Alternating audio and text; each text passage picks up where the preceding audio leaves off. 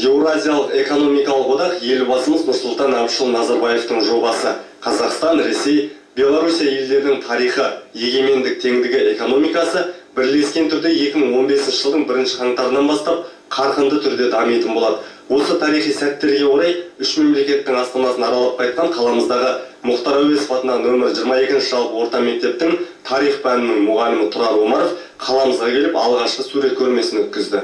2014 жылдың 29 мамыр күні Астана қаласындағы Тәуелсіздік сарайында мемлекет басшылары деңгейіндегі жоғары Еуразиялық экономикалық кеңес отырысы өткен болатын. Оның қорытындысы бойынша Қазақстан Республикасының президенті Нұрсұлтан Назарбаев, Ресей Федерациясының президенті Владимир Путин, Беларусь Республикасының президенті Александр Лукашенко Еуразиялық экономикалық одақ құру туралы шартқа салтанатты түрде қол қойды.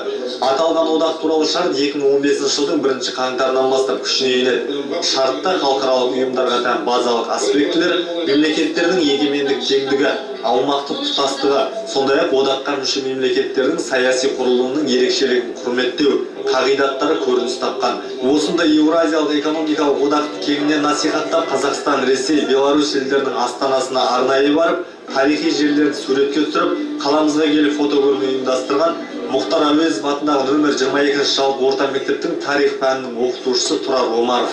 Үш елдің астанасының сымбатын сурет бетіне түсіріп, алғаш өткізіп отырған көрмесіне қала әкімі Әбдібақыт Тілләбайұлы Мақұлбаев келіп, тамашалап алғысын жеткізді. Құрметті депутаттар, мынау шынында қазіргі күнгі біздің Тұрар ұсынып отырған көрме бір алғашқылардың бірі сияқты. Өздеріңізге мәлім, жаңа осыдан 20 жыл бұрын 1994 жылы Мәскеу мемлекеттік университетінің ғимаратында соның қабырғасында біздің елбасымыз осы идеяны ұсынған. Еуразиялық экономикалық одақ деген идеяны ұсынған.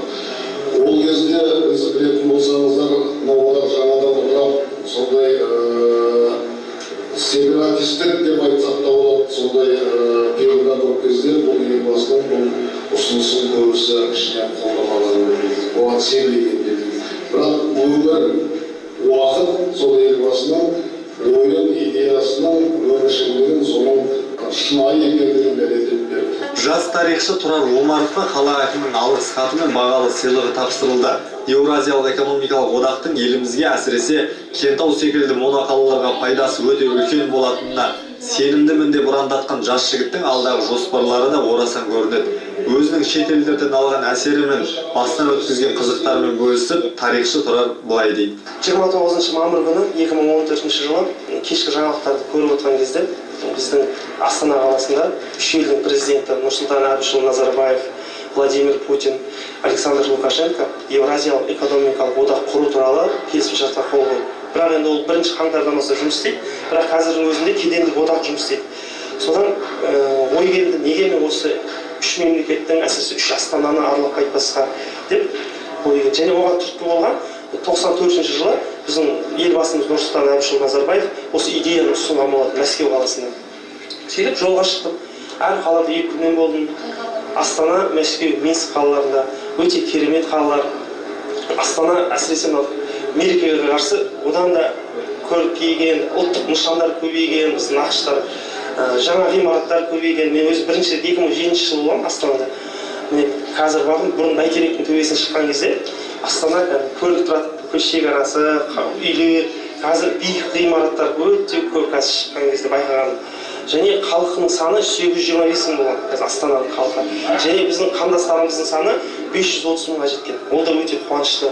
Біздің Астананы көшіргендегі саясатта сол болған ғой. Бәжімізі Астанамыз орталықта болсын деген оймен, геосаяси нәрсе. Сосын Мәскеу қаласында болдық. Мәскеу қаласы да 12 миллионнан астам халық тұрады. Және маған бір қызықтырғаны, Мәскеу қаласына барған кезде біздің ұлы Абай атамыздың ескерткішіне бардым. Ол Мәскеу қаласының орталығында Чисто Прудный бульвар деген көшенің бойында орналасқан. Өзі Абай атамыздың сөзін өзіме ұран қылып алғам. Сен де бұл дүниеде бір кірпіш, кетігін таптап бар қалан деген. Сондықтан да өзім сол оймен барып, өзім қуаныштымын.